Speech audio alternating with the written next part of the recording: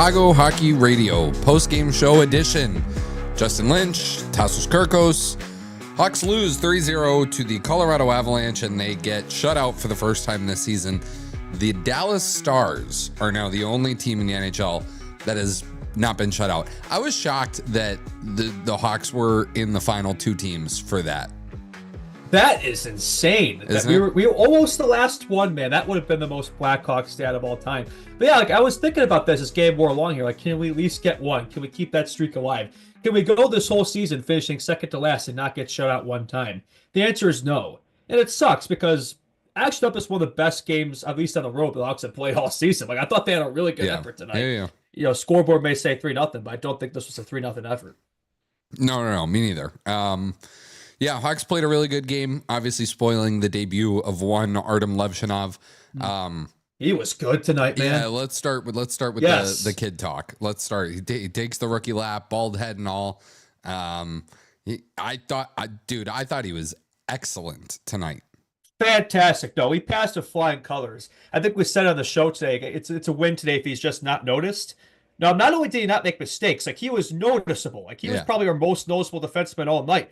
Where I really noticed him was the power play. When he quarterbacked that second unit, that 5-on-3, which, absolute shame the Hawks didn't score in that. I think I put in the chat. I think Lee probably put in there too. That was the game. We had a chance to score in a 5-on-3, take their lead against the Avs. Not scoring on that was a difference in this game. But Levshinov, man, he got a couple looks in that power play. I think twice he was really close to his first career goal there. That would have been absolutely electric. Unfortunately, came up a little short there, but he just has a shoot first mentality, man. I mean, you look at AHL, he leads rookies in the AHL in shots on goal, I believe. So shoot first mentality, I like that from him, right? It's not a danger. It's not a super quick shot, but it's deceptive that he has there. So I like it. He's going to get a lot of tips in the future. I like him quarterback in that second unit there. Yeah, me too. Before I do my Levshinov points, I just want to remind everybody, subscribe to this YouTube channel. We're 3 subscribers away from 600. Yes, let's get it now. Let's get it during the show. Let's get it right now during this post-game show. Share it with your friends. A few of you have been share. We get notifications on Instagram that you guys are sharing on your story when we're live. That's so cool of all of you guys. Honestly, that just means the world to us that, you're trying to do what you guys can to push it out and, share it with other people in your lives. That really means a lot. Follow us on Instagram at Chicago Hockey Radio and leave a 5-star rating and review. If you are listening on Spotify or Apple Podcasts, leave a comment with your 5-star rating on Spotify. No, I like Levshinov. So Levshinov was the only good part about that 5-on-3. They had almost the rest of it sucked. Yeah, they had a good full 2 minutes of that 5-on-3. It was almost 2 minutes, and he was the only good part of it. I like his instinct to shoot. And I almost felt on that 5-on-3 there was a moment where Connor Bedard was a little hey man, you're not looking for me, but it's Benson, you're not shooting a puck, man. You should be taking notes from Levshinov here. I'm Artem Levshinov. I'm going to shoot the puck. I thought that was really cool.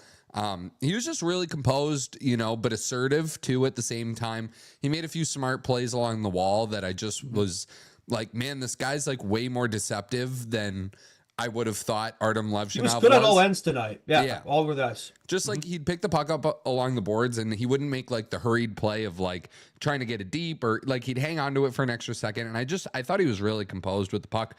He obviously had a few first game moments, expected. Especially against the Avalanche. Yeah. No, I mean, I thought he'd have way more of those, to be honest with you. And it only came at the end. Obviously going down to 5D didn't really help with the Martinez injury. That's the thing. When we get into that, because Lee is he probably was going to be right about this. We weren't going to throw him to the Wolves completely tonight. We're going to protect him. I think he said probably be 12, 14 minutes. But with Martinez going out, that forced us to play him probably a lot more than we wanted to. We're checking the box score. He played 20 minutes, 55 tonight. And he held his own, man. Like you said, didn't really make a ton of mistakes. Didn't have many rookie moments. He played like a veteran, man. He wasn't playing like this was his first game in the NHL, man. So I think all that 50 games in the Rockford AHL really has served him well, and hopefully we can ride him out here. I mean, we'll see. It might just be for a few games that he's sent back down, but look, he held his own in his first test against a really good Colorado Avalanche team, and now he gets to play the San Jose Sharks. So that's gonna feel pretty easy now.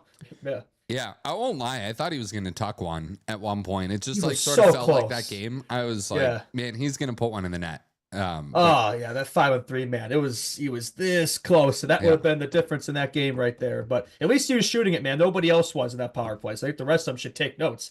But Dart, man, he'd win the Rocket if he had the shooting mentality of Artie Lepshov. He just every chance he gets, he just takes it. I love it. He played with confidence tonight. He was not timid at all. Did not shy away from this game, which you'd love to see it. Hopefully, he keeps that rolling. He was a little shaky when they pulled the goalie and he went out there and like gave it up. Donato saved his bacon a little bit, and then on the empty net goal, he did try and like clear it up the middle. And it's like, dude, just like rim it around the boards. Try and find somebody. I understand you're like you're making a whole play there, but he got dumped by Val Nichushkin too. Did you see that part? Yeah, that was and he did shy away from a few moments there. I got kind of some scrums there and didn't back down. And he's got that frame where it's like he shouldn't really shy away from that. And he did it, so he held his own, held the test. So you love to see really good for him. I think this could be a great confidence booster for him, right? Been playing so much better last month at Rockford. Now it's like have a few games under your belt here. It's like goes back down there for the playoffs. It's going to feel easy for him. Yeah. And I think that's the point a little bit. Like get him like, first of all, like quick Avs talk point. Like that's a fast hockey team. Like Dude, they're so like, are they all Nathan McKinnon? It feels like it's not just him, man. Like No. Nate just, dude. I don't know if I knew like just how fast this guy is. He did a little spinorama, like with the 88, he was looking like Patrick Kane out there. Like he's really fitting well with that system with McKinnon. And it's like they're nasty, man. That team, like they're going to be a force in the playoffs. That's like for me, that's what was so impressive about this Hawks game, man. Like they really, for 2 periods at least, they stuck with them, held their own. And then third period, early in the third, it got away from them. But even after that, when it went down 2-0, like they at least kept it interesting, kind of put out a push. Like Scott Wedgwood won this game as much as the Avalanche did. He was looking like prime Patrick Roy, and I don't know where that came from because I'd say he's probably been the worst of the two compared to Blackwood, but not tonight. Yeah, he was outstanding. No, I know like the glove save on Foligno is gonna be the one that catches the Bedard one though. That one wasn't that crazy. That one just like you're talking about the one in the third, right? Cool. Yeah, the first period was it like when he fell down and like it was that, yeah. You know what I'm talking about, right? Yeah, the announcers seemed to think he was barreled over by Duck, but I think he tripped him, fell backward, and made like a sprawling save. He was, I think, Panger literally referenced down the concert, but that's what it looked like. Yeah. No, I was talking about the one in the third period where Bedard like nicked it off his helmet. Oh no, not that one. No. Yeah.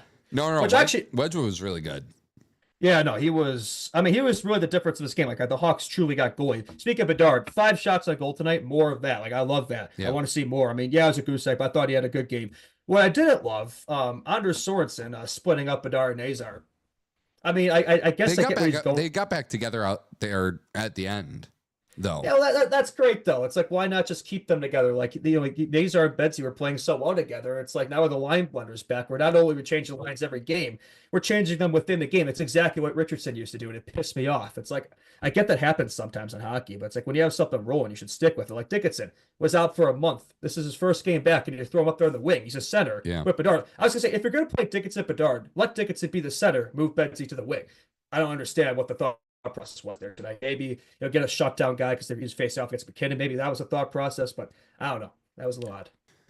If the Hawks, I was actually thinking this at the end of the game, and then I almost had to like slap myself awake for thinking something so ridiculous. If the Hawks had played like that under every game of the Anders Sorensen era, we'd be talking about making him the full-time head coach next season. Yeah, no, little late, buddy. No, definitely. But I just like they said it on the broadcast, and I almost like chuckled to myself. But I was like, you know what? They're kind of right.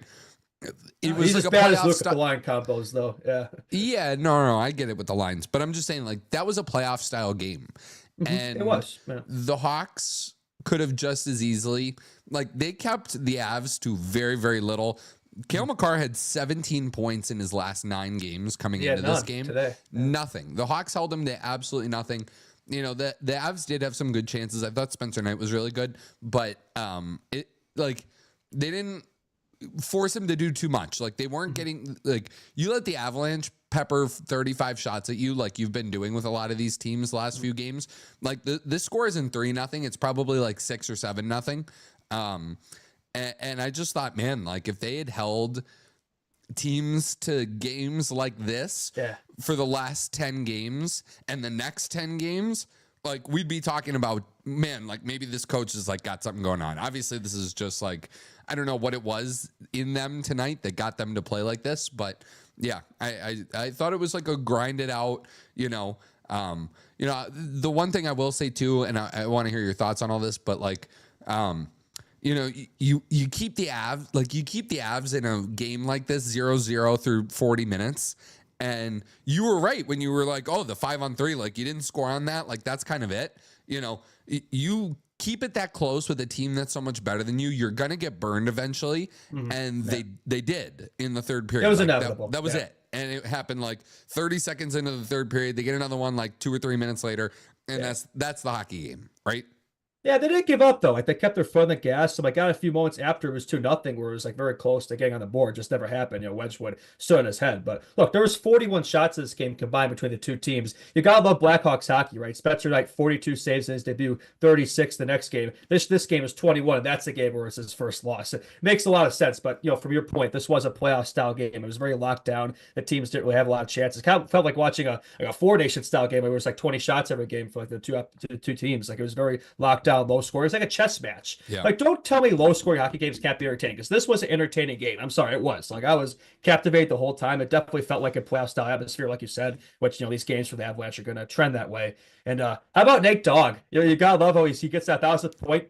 Swords and challenges. It's probably one of the first challenges he's had that's been successful. Hawks never get those outsides calls. It's called off, and I thought in my head, well, shit, this probably actually isn't a good thing, because like he's just gonna get pissed and get it back. And that's exactly what he did, and he actually made 1,001 for good measure. So you just knew that was gonna happen. No, and it was super funny because like the whole team empties the bench, and did they do it the second time? Actually, I don't remember if they did. Yeah, I don't remember if they did either, but yeah, they already used it up. It was like, whatever. Like, I thought already did it. You almost can't do that twice in a hockey game. No, it's that the vibes weren't quite there. So I kind of feel bad for ruining that, but I don't. I mean, they won the game. Who cares? I doubt he cares. But Nate Dogg. Here's another thing I want to point out too, for the people who want to tweak about Bedsy. Nathan McKinnon is in his second season. Played 64 games. He had 38 points. 65 in this game, 65 games into the season. Jeez, I can't talk. Bedard has 52 points and a much worse team. So I just want to throw that little stat out there for everybody tweaking about Bedard. He's going to be fine, everybody. Weren't the Avs terrible, Nathan McKinnon's second year? Or was that his third this year? Bad. You're thinking of the 16-17 season when they were like 21, 51. So that was his third year. Yeah. Third or fourth. Something year. like that. Yeah, that's right. Yeah. Yeah, but it took him a while to get going. It wasn't really until his fifth season where he really broke out, and now he's the player he is now. And it's like, you could argue look, I know Connor McDavid, but you could argue McKinnon's the best player in hockey right now. Dude, so Darren Pang on the broadcast, we could do a little bit of this talk, and this could be like our Avs talk for the night. Darren Pang on the broadcast said that if he was starting a hockey team, like fantasy hockey draft, 1-1, he said Makar. Yeah. Yeah. Huh. That's interesting. Yeah, I mean, look, Bakar, he's my dad's favorite player to watch in the league. He has his jersey. We got him for his birthday lately. But yeah, like he's just such a revolutionary defenseman. I should say revolutionary because like he's kind of like a figment of like other past players put in the modern game. He's like Bobby Orr in the modern game, if that makes sense. But he's changed the game from perspective. You're seeing a lot more defensemen try to emulate his style, but they can't do it. He's the only one who can really perfect it. I'd say Quinn Hughes being the closest thing to him, but he's so fun to watch, man. You could argue he's the most exciting player in the league. Definitely the best defenseman. He and Hughes are going to own the Norris for years, and hopefully Levchinov can get a few in there. Yeah, no, I don't necessarily agree with the take, to be honest. Like, if I'm starting a hockey team, McKinnon. Yeah, like I know he's my third guy probably. Yeah. That's a funny take. Really good question from chat. Actually, we actually don't, I'd love to get more questions from the chat when we do these post-game shows. But sometimes it's like everybody's just kind of like stir crazy after these hockey games. And, so, everybody just wants to like yap with each other. How did you feel about no response after Spencer Knight got ran? I did not like that at all. That was not a fan of that. He got just run over, which would was it Miles Wood? It was Miles Wood. I don't think he meant to do it, but yeah, he laid the wood there, and it's like there was no response from the Hawks there. It's like I did not like that at all. Like that's just automatic. Like when your goalie gets punished like that, you got to step up for him, right? I mean, look at Spencer Knight, man. Look at the mentality he's brought in here. Like that's a guy you want to play for, win for. It's like you got to show him that same respect that he showed you. You got to acclimate to this club here, and it's like. They should have been, even if whether it's accidental or not, which clearly it was accidental. I don't care. Like when a goalie gets laid out like that, you got to respond. So I did not like that at all. Yeah. But like, who's it on to respond?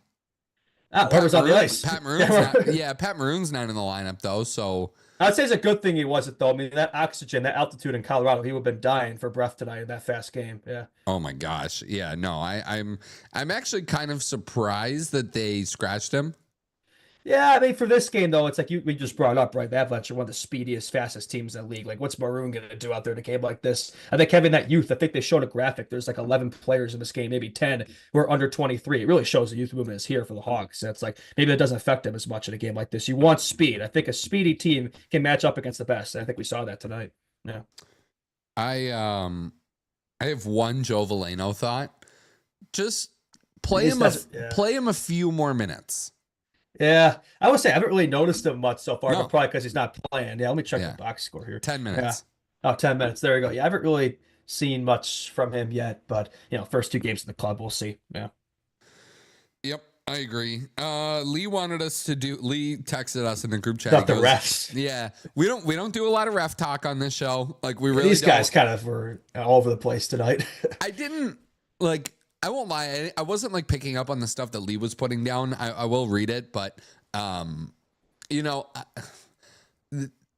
I feel like hockey sometimes is becoming like too much of like a power play game a little bit. There were a lot tonight. Yeah. There were a lot tonight. Yeah, let me do the math here. Yeah, there were 7 power plays tonight. Yeah. And it just like they all kind of came in bunches in the second period a little bit. I'm just like, man, like put the whistles away a little bit. Yeah, like, let them play, right? I want to see games. I think the best games, especially in the playoffs. There's a reason the playoffs they tend to keep the whistles away more, right? I think that creates the best hockey. It doesn't disrupt the flow. So, power play here and there when it's like obvious, fair enough. But I don't think every little thing needs to be called. Okay, Lee wants me to read his text. So they made 2 to 3 completely wrong icing calls. There was one that I noticed that was just an Avs player like touched the puck and they blew it. I don't know, dude. I was just like, No, I know what you're talking about. I think it was like a delayed call or something. The Hawks would have a power play, and then like they called it icing. It's like I'm pretty sure it wasn't our guy. That was really confusing. But anyway, I couldn't really tell you the specifics, but I remember what you're referencing. Yeah. The rest of the text from Lee, the Reichel hook was ridiculous, even though he spelled That was ridiculous wrong soft. in this text. Yeah, that was soft. Yeah. And then there's somehow one play. The Yeah. Donato trip was even worse. Yeah, he just fell there. He just fell. Yeah. Yeah, there was some bad calls. Speaking of Donato, do you see that play early in the game when he lost his skate blade? He still made the pads to pick the hard. Yeah. That was something else, man. He left this game at one point too, but came back thankfully. I was like, please don't tell me this guy gets hurt right after we don't trade him. But no, he came back, so we were good. Martinez wasn't as lucky, but yeah. Yeah, just the Donato one was ridiculous. Like that was like a phantom call a little bit. Yeah, that's exactly what that was. I mean, we did get a few, so they probably felt they had to owe one back. But also 0 for 7 for both teams. Nobody scored the power play tonight. They're all even strength. So there you go. That's probably the biggest surprise of the night. Like if you had told me going into this, like, hey, there's gonna be 7 power plays between both sides and nobody's gonna score. I'm gonna be surprised. Lee wants me to read his. I would would think it would be a 3-0 game too. I would thought there'd be a high scoring game, not this 5-3, something like that. Yeah, no, it's a weird game. Yeah. Lee's other text. McKinnon also landed a textbook cross check on Donato in the middle of the ice, and they didn't see it somehow. Yeah, I feel like Nate Dogg. I love the guy, but I do feel like he's one of those players. Maybe I'm wrong about this, but he tends to get away with things. I don't know. Maybe I'm off my hinges there. I don't know. Yeah, I don't know. So that's ref talk. The refs weren't great tonight. They weren't the worst I've seen in an NHL game this year, which maybe speaks more to the state of reffing in the National Hockey League than it does. I'm just used to it by now, man. Like I don't really feel the need to talk about refs. It's like, yeah, they're always inconsistent. Like so, it's like I don't really. It's nothing's new here for me. Yeah. Okay. I didn't really have too terribly much else from the game. I did have one thing from another hockey game. I won't lie. I was watching a bit of the Red Wings and Senators earlier. I was watching that too. That's a big game. Another big loss for the Wings. It feels like they're kind of cooked here. Yeah. Watching Dylan Cousins shoot one in the net tonight did not make me feel any better about them, the Hawks, like not going and getting him. Yeah, he was definitely a guy that I think we mentioned on the show a few times that should have been on our radar. So maybe KD tried. I would hope he did, but I guess more work to do in the offseason, right? Yeah. I don't know. Did you have any other thoughts? No, not really. I mean, this is shockingly, this is the first time all year the Avs have beat us. The season series Yeah. is 2-1 now. We actually won the first 2 games, but I think we said it on the show today. Like, I don't think any of us really expected much. This is our 5 game point streak ended, unfortunately, so that's gone. That was only going to go for so long. But yeah, I mean, otherwise, though, I think it was a good effort for the Hawks, right? A sign of more to come too with this youth movement that's been on the rise here, and yeah, we got every shift episode tomorrow too. So looking forward to that. I think that's gonna be very like Rockford prospect centric. So I'm sure you're gonna be watching that, right? Yeah, dude, I'll be all over it. I feel bad for Kaczynski, man. Like everybody, all his friends are up here, and he's just all lonely down there. I kind of feel for him. Yeah, Can I be honest about a yeah. few things? What's up? I think it's because if you were to give Kyle Davidson some truth serum Oh. and he, was going to go after a star player via trade, Kevin Mhm. Korchinski's the first guy that you trade that carries a massive amount of value. Yeah. So you think well then wouldn't you kind of want to call him up though so he can get like up his value there, or would you say it would hurt his value? Yes and no. Like you don't want him to come like he spent the whole year in the National Hockey League this year. And I feel like you've seen that with a couple of players this year where they spent the whole year in the NHL this year and now they're spending a ton of time in the American Hockey League because there exists this like middle ground where you're like too good for junior hockey, but yet not yet eligible to play in the American Hockey League. Which So you seems so just dumb like to me, man. It seems like a it silly is rule. dumb. It is Yeah. really dumb. The NHL CHL transfer agreement needs to be fixed in order for something like that. Where like if a guy does enough in junior hockey that Yeah. like he can play in the American Hockey League. But Hey, move beside the Lipshit point, up, man. Same age, and he's playing it as Korchinski was last year, and he's playing at Rockford, and it's benefiting him so much. So I don't really yeah, understand. Yeah. yeah. It No, hurt kills the player's development. I think it's probably hurt Kevin. Sorry to keep interrupting, but yeah. no, you're good. You're good. Yeah. I just yeah, I don't think they want to call him up because if they do trade him, you don't want this team to look at his body of work. And if he comes up and makes a few brutal mistakes and he doesn't look that good, then you're like, oh, this is this kid's second go around in the NHL. And like, this is what we're getting. You know what I mean? Whereas like if Yeah. he spends the whole year in Rockford, then you can ship him off somewhere and be like, hey, like he hasn't really had his second taste of the NHL yet. You're going to be the ones to find that out, like what it looks like. Yeah, I guess yeah, it could be right about that. For me, for Kevin though, like I still have, I know it's like he's still so young. And I think he has so much potential here. He's got all the tools, so it's like I haven't really. I understand your point. It's like you have to go on for some of these guys, but for me, with Kevin, it's like I'd still like to see him I'm out, just but saying we'll he see. carries the Yeah, most value. Like he has more value than like Ethan Del Mastro yeah, and yeah. Fair Louis enough. Crevier. You know what I mean? Like Yeah, you could trade, like you probably could have traded Kevin Korchinski for Dylan Cousins. yeah. Probably, maybe. Who knows? Yeah, You know what I mean? Even though Buffalo yeah. doesn't really need another left shot D man. Like, Yeah, I don't think that's what they. Yeah, no, but I see your point. But yeah, I mean Korchinski. I mean, he's also a guy that seemed to be featuring in this new episode coming up here. So I don't think that's a guy that they would be putting out there as much of content they're planning on moving on from. Maybe I'm on to nothing there. I don't know. we got a DM from Thomas, one of our awesome listeners who does he did he did shout us out on his story. He was one of the people I was talking about when I mentioned that. He sent us a Ben Pope tweet. Oh, I just screwed something up. He sent us a Ben Pope tweet from today. Nick Foligno with some pointed words on the Blackhawks' improved power play. Quote, there's a cohesiveness with the group. We've gotten rid, it says were, but I assume it meant we've gotten rid of some distractions, so to speak, and now there's a group that's trying to get better. Sometimes when you make hard decisions, they end up benefiting the group, and you are seeing that. What could possibly be the distraction that he's referring to? Seth Jones. Like we've rumored on the show that that guy was not really well liked in the locker room, and it's like maybe it's just a situation. I shouldn't make I shouldn't say that. That's just me speculating. But like I don't know, dude. Like, I don't think it's a coincidence that teams have been playing better hockey since we've got rid of him. But maybe I'm being off my hinges there. Yeah. Thomas will this has nothing pertaining to the Hawks or this game. Thomas asked also in the chat here, update on CHR Plus. Here's the update on CHR Plus is that Raven kind of dropped the ball a little bit on CHR Plus, and he was led to believe that the subscriber number for CHR Plus was 500.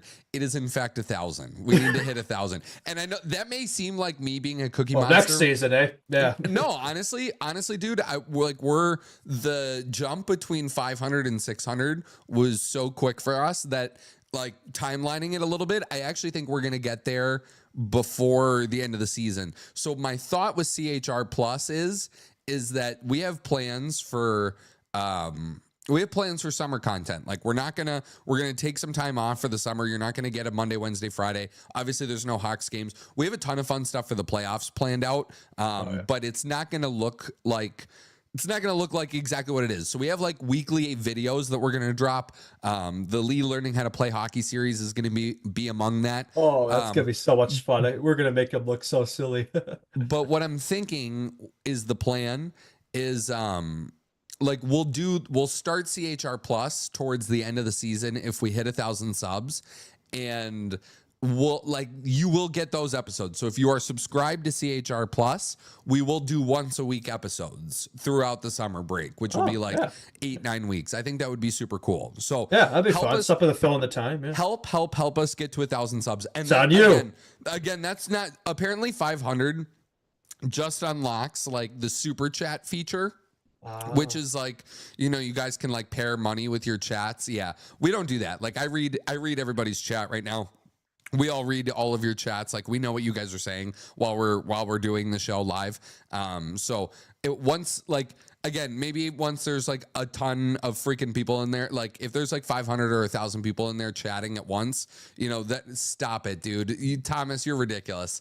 Thomas, if you want to give us, if you want to super chat now, feel free. Yeah. Thomas is a W, man. Thomas, you're unbelievable, man. Honestly, that means so much to us. Yeah, let's go. Make it history. Is that our first super chat? Yeah, that is our first super chat. Already Lepshinov debut, CHR first super chat. What a day of just breaking records out here, man. Oh, Thomas, that's so nice of you, brother. You didn't have to do that. Yeah, he did. Maybe Canadians aren't so bad after all. He did send us Canadian money though. Which is, I mean, honestly, that means so much to us. You should have like said something ridiculous with that super chat and I would have read it. So we are going to do, stop it, Lee. Why is Lee doing it now? Oh my God. All right. He's paying ourselves. Like, what does that accomplish here? Yeah. Trade Lee for Dylan Cousins, says the chat. That's a W trade. I would trade all day. I would trade Lee for Dylan Cousins. You think we can get that in even though the trade deadline's over? No, I think that's one we can make an exception for, right? Yeah. Holt says, "Woo, Thomas, I'm not giving you nerds any money." You guys are great. No, you guys are really, really awesome. Like this has just been like between the live show. Raven put out a vlog today from. Oh, that was really well done. That was a great video. He crushed it. He really did crush it. Oh, dude, Lauren, what are you guys doing? Stop with the super chats. Stop with the super chats. Stop it for now.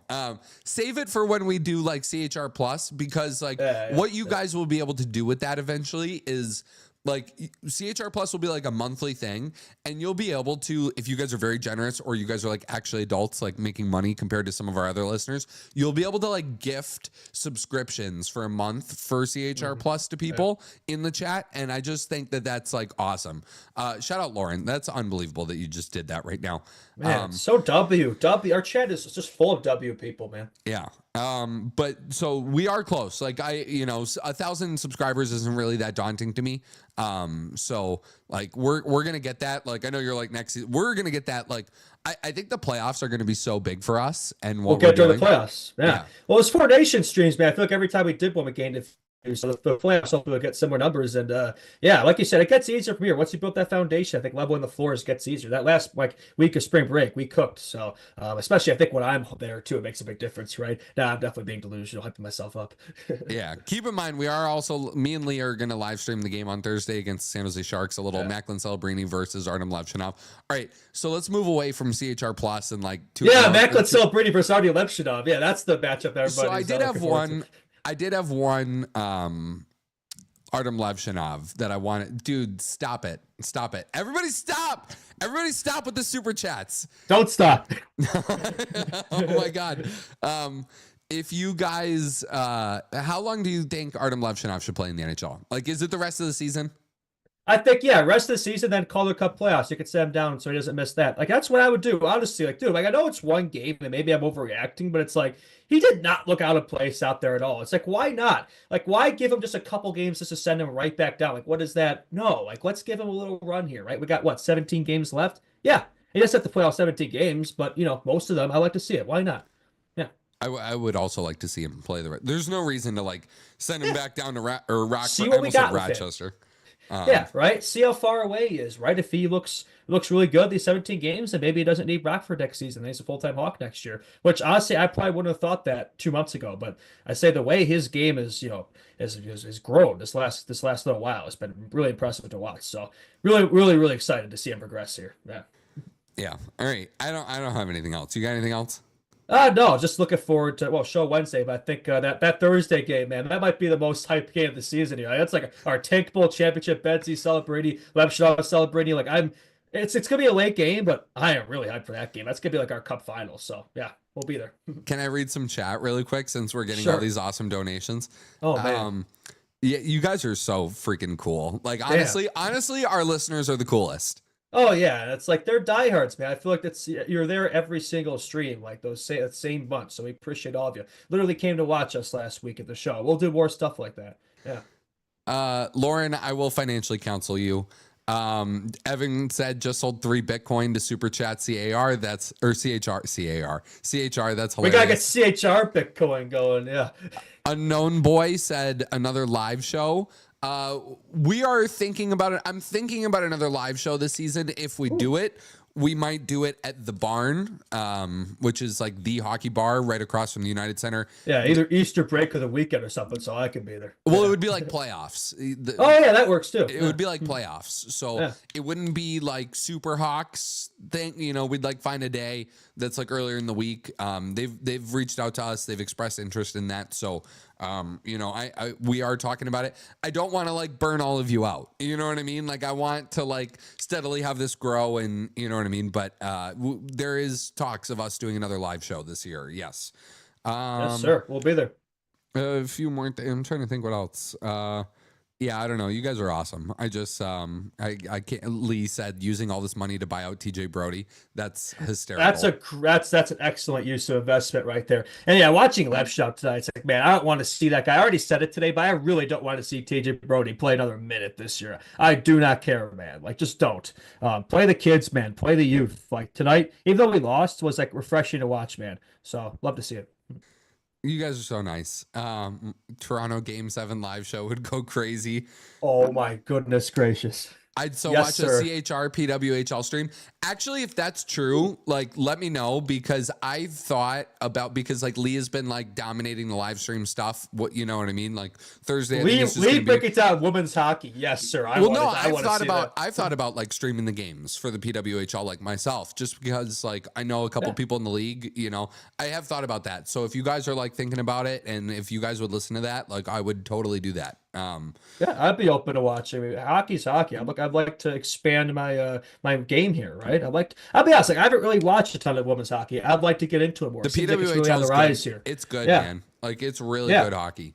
Yeah, it seems like it's really on the rise. So hopefully Chicago can get a team. That's the thing about like there's only 6 teams in the league, right? So they're all original like, 6. Yeah, no, it is their original 6. We're Chicago, man. Come on. But Chicago should. I voiced this like I on my show, which I haven't done in like a month. Like the fact that Chicago isn't in on a PWHL franchise is kind of ridiculous to me. Like they're really not. Like we haven't heard their names at all. Nothing. They're talking like it's like Pittsburgh, it's Detroit, it's like I think the Western markets would be cool. Like if you get one in Seattle and you get one in Vancouver, like those are definitely women's hockey markets. I think Chicago's a big ass city, man. I think Chicago's huge. In it. Yeah, no, for sure. No, it's like no. I think I think we should be in it. There's no excuses. I don't want to hear it. Yeah. Thomas asked also for an update on CHR merch. We're working on it. Like I do want to give it to you guys. We've done like some fielding questions for all of you. I want to do it right. You know what I mean? Like I want to make it worth it for all of you. I want to make it worth it for us. Like I want to make it cool. Like I want to take in like different ideas and different thoughts about it. And yeah, Evan, that's a crazy chat to say. Don't read it, but you can read it to yourself silently. Oh boy. But I do like, I want to make it super worth it for everybody. So the benefit that we have on that front is time. So I am going to take my time with that. Like the goal is like well before the end of the season, we're going to, like have stuff out. You know what I mean? Like we have it ready to go. Like we could order it. I'm just like not overly sold on the quality of it, and I want you guys to be like super pumped about it. So I really like this idea by Evan, man. I think I gotta get one. I gotta get one for myself here. dude, you guys are ridiculous. I love body pillows. I don't know why I haven't thought about that. That'd be nice to kind of fill my fantasies. All right, you got anything else? No, I should probably stop before I say something ridiculous Yeah, here. no, I'm noticing your Leafs are tied 3-3 to Utah, so you probably want Are to go you watch serious? that. They were up. Yeah, They it's were pro- up 2-0. Yeah, it's probably gonna go to OT, so we'll see what happens there. Yikes, Yeah. dude. The Leafs need to figure it out, man. Yeah. They need to figure it out. What was the score to that game? Oh my god, it was 3-0 Toronto. No way. Well, they're practicing for the playoffs. I was just before you and I got on this, I was listening to an interview with Ryan Smith, the owner of the Utah Hockey Club. Yeah. Such a cool owner, man. He's different. Like he doesn't really strike me as like your average owner. Kind of like he's with the guys. He's with the team. Yeah. Young guy worth $2.5 billion. Man, I wish. Yeah, he must have a nice life. Yeah. All right, everybody. We're gonna wrap it there before we get totally slippery here and say something that we shouldn't. Just tell your friends to subscribe to this YouTube channel, because I know all of you listening are already subscribed to this YouTube channel, because you people are all amazing and you've probably all created like 4 different burners to get our sub numbers up. But you guys are like so much fun. I really wish you guys like hadn't put money in the chat for that. Like, yeah, I don't know. Like I just am so grateful. Like last week anyway. The last week, like meeting everybody was so cool. Like, and I wish like we were there a while and I didn't even feel like I had enough time to like connect with everybody as much as I wanted to. Plus we have to work, so it'd be nice to do something like that where it's like we get to talk more and socialize and things like that. I'm not the most social person, but I'm good at faking it being good social. But if you guys who support us, like I love being social. I would do it for you. Yeah. You guys are it really means a lot. I think now we will do we a show. We just got another one. Yeah, you guys are crazy. Like, quit playing with me. But yes, like we will probably do another live event this year. You guys are so much fun. Tell your friends to subscribe. Like that, like the money really does like I'm about to like burst into tears here. Like that means so much. But like telling your friends to subscribe to our YouTube channel is like the ultimate way that you could help us in just being like, hey, honestly, like I'm a really big fan of this show. You never have to watch it, but like if you subscribe to this, that's a big help to me because I want to see them grow because I'm a fan, and it just means a lot. So that's like the big way to do it, because we do want to hit 1,000. We want to bring you guys all fun things like CHR Plus. And the other thing too is like, you know, when I say to like leave a 5-star rating and review on Spotify, I said this earlier on the show, it's because we want the show to pop up for other people, right? Who are listening to hockey stuff. I know Lee's the Paul Bissonnette of CHR. Lee's the Paul Bissonnette of CHR. That's so funny, actually. Big pond hockey guy. Lee is a big pond hockey guy. But you know, the more subscribers we get too, like the more our videos are going to be recommended to people that are watching other hockey content that's similar. So yeah, that's it. All right, dude, we're almost at 40 minutes. We got to go. But bless up. You all are amazing. We really appreciate you. I'm going to give Lee a phone call after this just to be like, man, our listeners are awesome. And yeah, you don't have anything else? You want to do Nick Foligno talk? No, bear down. Good first day of free agency for the Bears. So I'd have to throw that in there. But yeah, I got nothing else for the Hawks. Yeah. All right. We will see day off tomorrow. We will see everybody for the podcast on Wednesday. Peace out.